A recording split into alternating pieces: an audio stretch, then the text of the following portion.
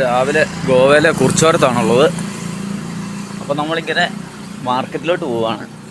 ഇവിടെ ഈ സൺഡേ മാർക്കറ്റുണ്ട്, അതൊന്ന് കാണാൻ വേണ്ടി പോവുകയാണ്. നമ്മുടെ കുഞ്ഞിയും സൈക്കിളും ഒക്കെ ഒരുപാട് ദൂരെയാണ് ഇരിക്കുന്നത്. അപ്പോൾ തന്നെ നമുക്ക് കാണാൻ പറ്റും വഴിയിൽ മുഴുവൻ ബൺസും നമ്മുടെ ബണ്ണും ഒക്കെ വിൽക്കുന്ന ആളുകളെ കാണാൻ പറ്റും. അപ്പോൾ ഞാനിങ്ങനെ രാവിലെ തന്നെ ഇന്ന് സൺഡേ മാർക്കറ്റ് കാണാമെന്നുള്ള രീതിയിൽ പോവുകയാണ്. രാവിലെ ബൺസ് വിൽക്കുന്ന ആളുകളാണ് കൂടുതലുള്ളത്, പിന്നെ പച്ചക്കറി വിൽക്കുന്നവർ എല്ലാവരും ഇങ്ങനെ. ഇന്ന് കടയെല്ലാം അടവായതുകൊണ്ട് കടയുടെ സൈഡിൽ നിറയെ പച്ചക്കറി മാർക്കറ്റായിരിക്കും. അതിവിടുത്തെ നാടൻ വിഭവങ്ങളാണ് കേട്ടോ, വീടുകളിലെ സാധനങ്ങൾ. ഇത് കണ്ടോ, ഇതിൻ്റെ ഇലവർഗ്ഗങ്ങൾ, വീട്ടിലെന്തെല്ലാം ഉൽപ്പാദിപ്പിക്കുന്നുണ്ടോ അതെല്ലാം കൊണ്ടുവന്ന് വിൽക്കുന്ന ഫ്രഷ് സാധനം.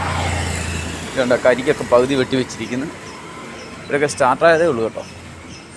അപ്പോൾ ഇന്ന് ഇത് കടകളെല്ലാം ഒഴിവായതുകൊണ്ട് ഇങ്ങനെയുള്ള ആളുകൾ വന്ന് ഇവിടെ ഇരിക്കുന്ന ഒരു രീതിയാണ്. രാവിലെ തന്നെ എല്ലാവരും തേങ്ങ, മാങ്ങ, വീട്ടിലെ ചെറിയ ചെറിയ ഉൽപ്പന്നങ്ങൾ സൺഡേ മാർക്കറ്റ് എന്നാണ് അറിയപ്പെടുന്നത്. അപ്പോൾ നമ്മൾ നടന്ന് ഇവിടുത്തെ ക്ലോക്ക് ടവറിൻ്റെ അടുത്തോട്ട് എത്തിയിട്ടുണ്ട്. ഇതാണ് ഇവിടുത്തെ ക്ലോക്ക് ടവർ. അപ്പോൾ നമ്മളിങ്ങനെ ഒന്ന് കറങ്ങി ചർച്ച് റോഡ് അപ്പുറത്തെ സൈഡിലാണ്. ഇത് ഇവിടെ നമ്മൾ ഗോവയിലോട്ട് വരുമ്പോഴത്തേനും ആദ്യമുള്ളൊരു സിറ്റിയാണ്. കർണാടകയുടെ നമ്മുടെ ഇത് ഇറങ്ങി വരുമ്പോൾ, ഘാട്ട് ഇറങ്ങി വരുമ്പോഴത്തേനും ആദ്യത്തെ ഒരു വലിയ സിറ്റിയാണിത്.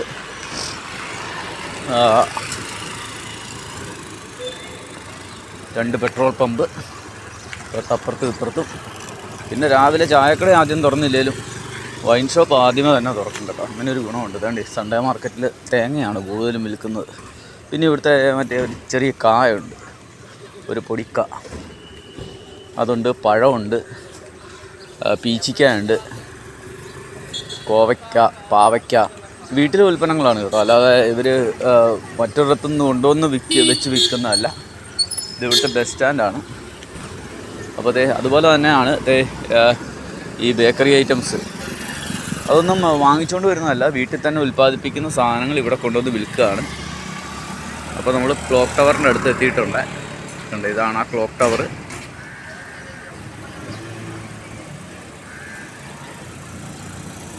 അപ്പോഴത്തെ മാർക്കറ്റ് ഇതാണ്. ഞാനിപ്പോൾ ഈ റൗണ്ടിൻ്റെ അടുത്താണ് നിൽക്കുന്നത്. ഇന്നലെ ഇവിടെ രാത്രി ഗണപതി ഇതിൻ്റെ ആഘോഷങ്ങളായിരുന്നു. 1-2 ടീമുകളൊക്കെ പോകുന്നുണ്ട്, പല ഭാഗത്തുനിന്നും വരുന്നതാണ്. അതൊരു റൗണ്ട് അബൌട്ടാണ്. അവിടെ നിന്നാണ് നമുക്ക് തിരിഞ്ഞു പോകേണ്ടത്. നമുക്ക് ലെഫ്റ്റ് പോയി കഴിഞ്ഞാൽ നമുക്ക് നമ്മുടെ ഹൈവേ പിടിക്കാൻ പറ്റും. ഞാൻ കുറച്ച് കഴിഞ്ഞേ പോകുന്നുള്ളൂ. സൺഡേ മാർക്കറ്റൊക്കെ ഒന്ന് ആക്റ്റീവായി വരുന്നതേ ഉള്ളൂ. ഇതാണ് ഇവിടുത്തെ റൗണ്ട്. ഇതാണ് കേട്ടോ, ആർട്ടിഫിഷ്യൽ ഗ്രാസ് വെച്ച് സെറ്റ് ചെയ്തിരിക്കുന്നതാണ്. ഇതുണ്ട്, വണ്ടിയിൽ ഇത് തേങ്ങയൊക്കെ കൊണ്ടുവന്ന് വെച്ച് വിൽക്കുന്നത്. അവിടെ പോലീസ് വണ്ടി കിടപ്പുണ്ട് കേട്ടോ, ഹോം പോലീസിൻ്റെ വണ്ടിയൊക്കെ കിടപ്പുണ്ട്. അത് ഇന്നലെ നമ്മുടെ അവരുടെ പ്രൊസഷൻ വന്നപ്പോഴത്തേനും അതിൻ്റെ കൂടെ ഉണ്ടായിരുന്നു. അപ്പോൾ ശരി, നമ്മൾ കുറച്ചുകൂടെ കഴിഞ്ഞിട്ട് ഇതുവഴി ഒന്ന് വരാമെന്ന് ഓർത്ത് പോന്നതാണ്. ഇപ്പോൾ രാവിലെ ചായ കുടിക്കാൻ വേണ്ടി ഇറങ്ങിയതാണ്. കുഞ്ഞിനെ അവിടെ വെച്ചിട്ടാണ് പോന്നിരിക്കുന്നത്. അപ്പോൾ നമ്മൾ പതിയെ തിരിച്ചു പോവുകയാണ്. എല്ലാവർക്കും നമസ്കാരം. അപ്പോൾ നമ്മൾ ഗോവയിലാണുള്ളത്. ഗോവയിലെ 3ാമത്തെ ദിവസമാണ്. ഇന്നലെ നമ്മൾ സൈക്കിളിൻ്റെ ബ്രേക്ക് നന്നാക്കാൻ വേണ്ടി വന്ന കടയാണിത്, പോപ്പ് സ്റ്റാർ. ഇവിടെ കിടന്നാണ് ഉറങ്ങിയത്. അപ്പോൾ ഇവിടെ കിടന്ന് ഉറങ്ങി. ഇതൊരു ATM കൗണ്ടറാണ്. അപ്പോൾ ATMൽ നമ്മൾ ഇവിടെ സെക്യൂരിറ്റി ഒക്കെ ഉണ്ടായിരുന്നു. പുള്ളിയായിട്ട് വർത്തമാനമൊക്കെ പറഞ്ഞിരുന്നിട്ട് രാത്രി കിടന്ന് ഉറങ്ങി. ഇപ്പോൾ രാവിലെ എഴുന്നേറ്റ് സൂര്യനൊക്കെ ഉദിച്ചു വരുന്നതേ ഉള്ളൂ. നമസ്കാരം. ജോപ്പൻ്റെ യാത്രയുടെ പുതിയ അധ്യായത്തിലേക്ക് ഏവർക്കും സ്വാഗതം.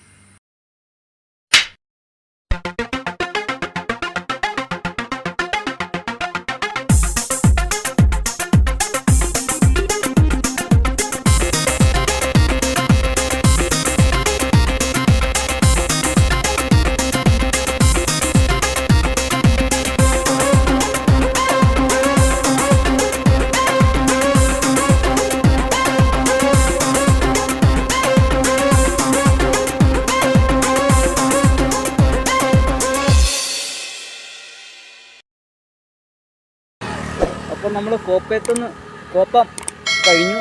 അപ്പോൾ അടുത്ത ഏരിയയിലോട്ട് പോവുകയാണ്. കോപ്പത്തൊരു പള്ളി ഉണ്ടായിരുന്നു, പക്ഷേ അവിടെ കുർബാന നടന്നതുകൊണ്ട് ഞാൻ വീഡിയോ എടുക്കാൻ വേണ്ടി കയറിയില്ല. ഒരു ഔർ ലേഡി ചർച്ചായിരുന്നു.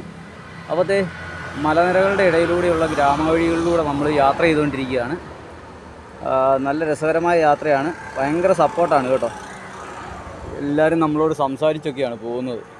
അതുപോലെ തന്നെ കടകളിലൊക്കെയുള്ള ആൾക്കാരൊക്കെ ഇറങ്ങി വന്ന് നമ്മളോട് സംസാരിക്കുന്നുണ്ട്.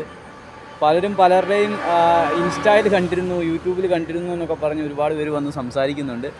അതുകൊണ്ട് സംസാരിച്ച് വരുന്നതുകൊണ്ട് നമുക്ക് നമ്മുടെ ഡെസ്റ്റിനേഷൻ കിട്ടാൻ വേണ്ടി കുറച്ച് ടൈം എടുക്കും എന്നുള്ളതാണ് ഒരു ബുദ്ധിമുട്ട്. എന്നാലും സാരമില്ല, ആളുകളുമായിട്ട് ഇടപഴകി പോകുന്നതിൻ്റെ ഒരു സുഖം ഒന്ന് വേറെ തന്നെയാണ്. ഇതിനിടയിൽ തന്നെ ബ്രേക്ക്ഫാസ്റ്റ് കഴിക്കാൻ 2-3 പേര് വിളിച്ചു. പക്ഷേ രാവിലെ ഞാൻ തുടക്കത്തിൽ തന്നെ അവിടുന്ന് ഭക്ഷണം കഴിച്ചിട്ടാണ് പോകുന്നത്. ഇവിടുത്തെ ബൺസ് എന്ന് പറയുന്നൊരു സാധനമുണ്ട്. അതായത് കർണാടകയിലും ഇവിടെ ഈ സൈഡിലോട്ടുള്ള ഒരു ഫുഡാണ് ബൺസ്. അത് ഒരെണ്ണം കഴിച്ച് ചട്നിയും വാങ്ങിച്ച് കഴിച്ച് ഒരു ചായയും കുടിച്ചാൽ ഉച്ച വരെ നമ്മൾ നല്ല പുഴുങ്ങിയ കപ്പ തിന്നുന്നതിൻ്റെ സുഖമാണ്. അപ്പോൾ ശരി, നമ്മുടെ യാത്ര മുന്നോട്ട് പോവുകയാണ്. ഈ ഇറക്കമാണ് കേട്ടോ, ചെറിയ ഇറക്കമുണ്ട്. അത് കഴിഞ്ഞ് എങ്ങനെയാണ് അവസ്ഥയെന്ന് അറിയില്ല. നമുക്കിവിടുത്തെ ഇത് കയറ്റവും ഇറക്കവും തന്നെയാണ്. അതുകൊണ്ട് നമുക്കതിൻ്റേതായ ഒരു ബുദ്ധിമുട്ടുണ്ട് യാത്ര ചെയ്യാൻ. അപ്പോൾ ശരി, നമ്മൾ പതിയെ പോയിക്കൊണ്ടിരിക്കുകയാണ്.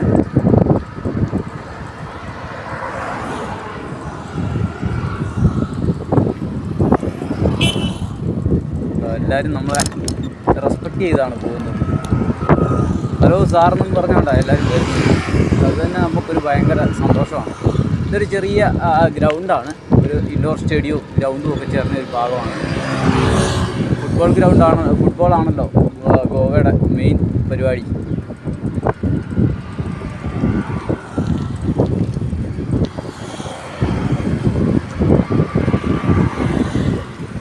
സൈക്കിളിൽ നിന്ന് കാറ്റടിക്കണം.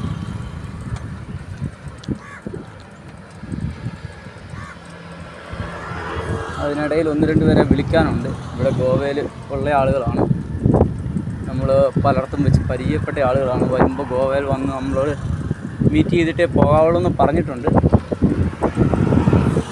ഇന്ന് ഞായറാഴ്ചയാണ്, അതുകൊണ്ട് തന്നെ ചിലർക്കൊക്കെ ബുദ്ധിമുട്ടായിരിക്കും. അവരൊക്കെ ട്രിപ്പ് പോകുന്ന സമയമായിരിക്കും. എന്നാലും ശ്രമിച്ചു നോക്കാം. വിളിക്കണമെന്ന് പറഞ്ഞിരിക്കുന്നതുകൊണ്ട് നമ്മൾ വിളിച്ചിട്ട് പോകാം എന്ന് വിചാരിക്കുന്നു.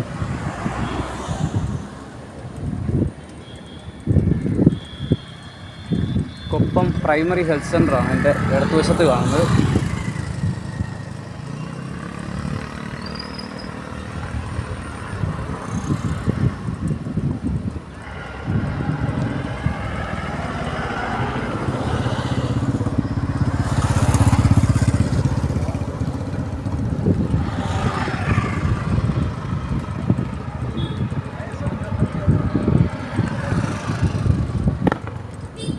ഇവിടെ വിനായക ചതുർത്ഥി ആയിരുന്നുകൊണ്ടാണ് ഈ പടക്കമെല്ലാം പൊട്ടിച്ചതിൻ്റെ പേപ്പറുകളെല്ലാം വഴി കിടക്കുന്നത്. അപ്പോൾ ഗണപതിയുടെ ബിംബം കൊണ്ടുപോയിട്ട് ഏതെങ്കിലും പുഴയിൽ നിമജ്ജനം ചെയ്യുന്ന സമയമാണ്. അപ്പോൾ ഇന്നലെ 2 പരിപാടികൾ നമ്മൾ കണ്ടിരുന്നു. 2 കുടുംബക്കാരാണ്, ഓരോ കുടുംബത്തിൽ നിന്നാണ് കൊണ്ടുപോകുന്നത്. അപ്പോൾ അതിൻ്റെ ഒരു ഇത് നമ്മൾ കണ്ടിരുന്നു. ഡാൻസും പാട്ടും ഒക്കെ ആയിട്ട് അവരിങ്ങനെ ഗണപതിനെയായിട്ട് പോകുന്ന യാത്ര നല്ല രസകരമാണ്. ആ കാഴ്ച കാണാൻ സ്ത്രീകളും കുട്ടികളും പുരുഷന്മാരും പ്രായം ചെന്നവരും ഒക്കെ, കുടുംബത്തിലെ എല്ലാ ആളുകളും പ്രത്യേക വസ്ത്രമൊക്കെ ധരിച്ച് ഡാൻസൊക്കെ കളിച്ച് പോകുന്ന കാഴ്ച വളരെ മനോഹരമാണ്.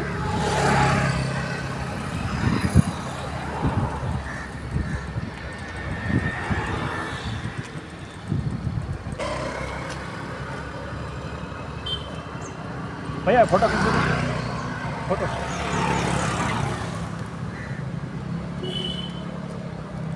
फोटो नहीं ठीक है, ऐसा नहीं, उल्टा उल्टा मैं करेगा।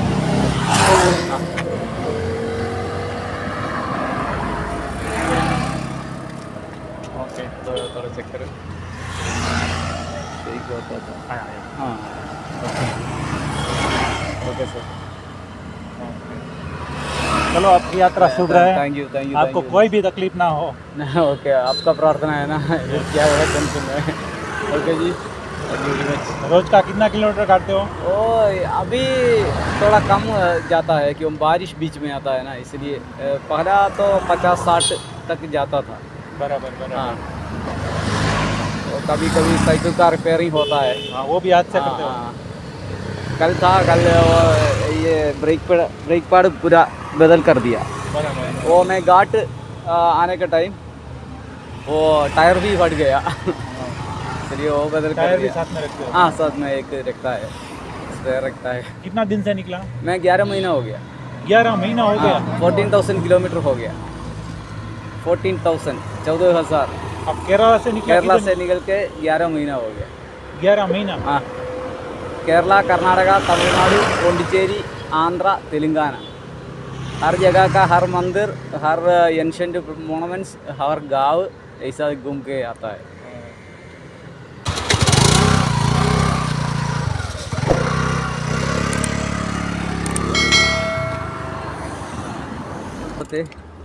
ഗോവൻ സ്റ്റൈലിലുള്ള വസ്ത്രം ധരിച്ച ഒരമ്മച്ചി മുമ്പിൽ പോകുന്നുണ്ട് ഇതാണ് ഗോവൻ സ്റ്റൈൽ ഹായ് അപ്പോൾ ഇവർക്കും ഇവരുടെ സ്റ്റൈല് അതുപോലെ തന്നെ ഗോവൻ സ്റ്റൈലിലുള്ള വിൻറ്റേജ് വീടുകളാണ് കാണുന്നത് മുഴുവൻ വിൻറ്റേജ് വീടുകളാണ് ഇതൊക്കെ പണ്ട്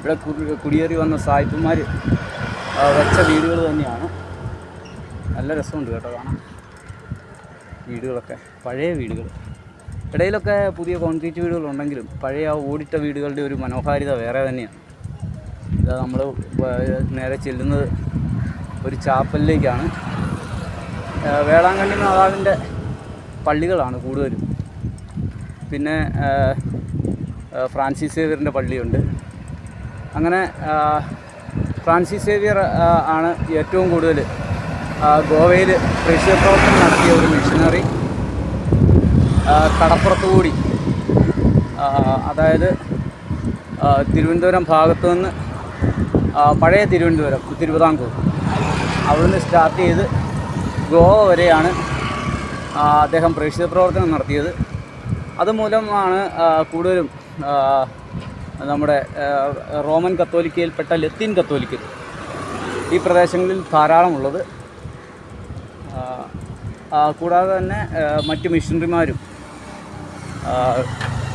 നമ്മുടെ ഇന്ത്യയിൽ വന്ന് പ്രേക്ഷിതപ്രവർത്തനം നടത്തിയതിൻ്റെ പേരിലാണ് ഈ കടപ്പുറത്തുള്ള കടലിനോട് ചേർന്ന് കിടക്കുന്ന പ്രദേശങ്ങളിലെ എല്ലാ ആളുകളും മിക്കവാറും ലത്തീൻ കത്തോലിക്കരായി സെൻറ്റ് തോമസ് AD 52 വന്നതിൻ്റെ പേരിലാണ് നമുക്ക് കേരളത്തിലും തമിഴ്നാടിൻ്റെ ചില ഭാഗങ്ങളിലും മാത്രം അതായത് മൈലാപ്പൂർ മദ്രാസ് അത്രയും ഭാഗത്ത് മാത്രം റോമൻ കത്തോലിക്കയിൽപ്പെട്ട ഇവിടുത്തെ തന്നെ ആളുകൾ മാമോദീസ മുങ്ങിയ ആളുകളാണ് അവിടെയുള്ളത് കേരളത്തിലെ സീറോ മലബാർ പിന്നെ ഗ്രാനായി പിന്നെ അതിന് ശേഷം വന്നതാണ് ഗ്രാനായി തൊമ്മനും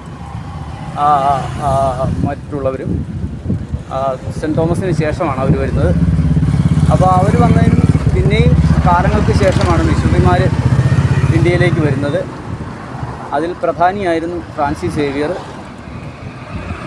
CSI സഭ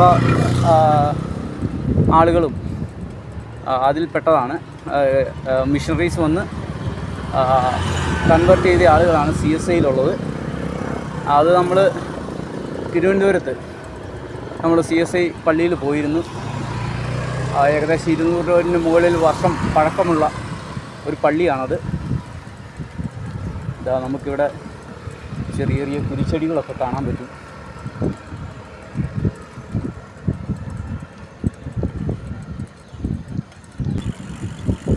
എവിടെയും ഇറങ്ങി ഒന്ന് കുളിക്കണം ധാരാളം പുഴകളുണ്ട് പക്ഷേ ഇറങ്ങിപ്പോകാനുള്ള സ്ഥലങ്ങളില്ല അതാണ് ഏറ്റവും വലിയ പ്രശ്നം ഇറങ്ങിപ്പോകാൻ സ്ഥലമുണ്ടായിരുന്നു ഞാൻ എങ്ങനെയും ഇറങ്ങിപ്പോയി കുളിച്ചേന് കാരണം ഇന്നലെ രാവിലെ കുളിച്ചതാണ്. ഇന്ന് കുളിക്കാൻ പറ്റിയില്ല.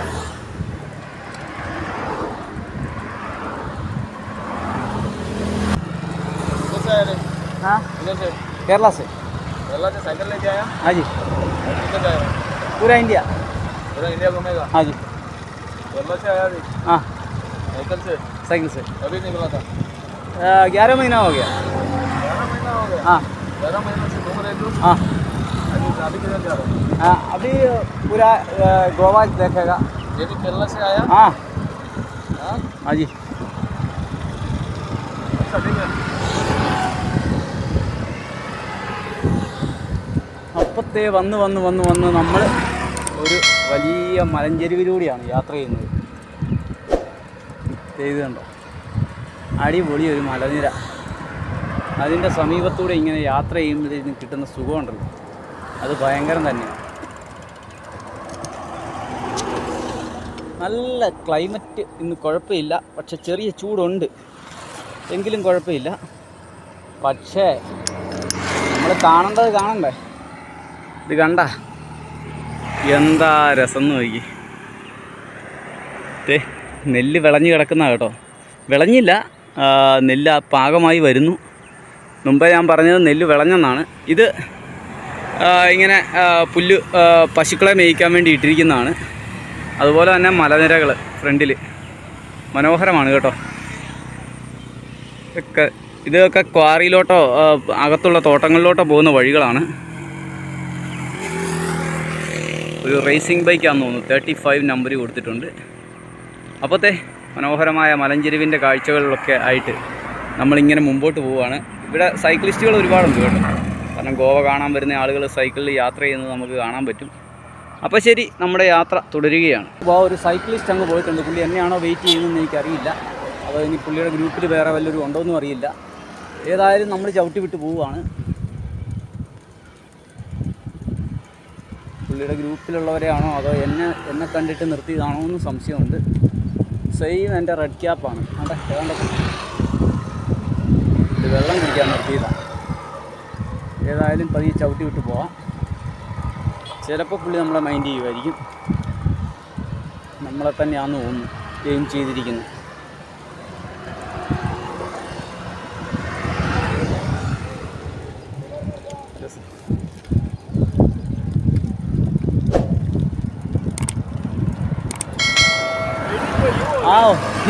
I think somebody is coming bike.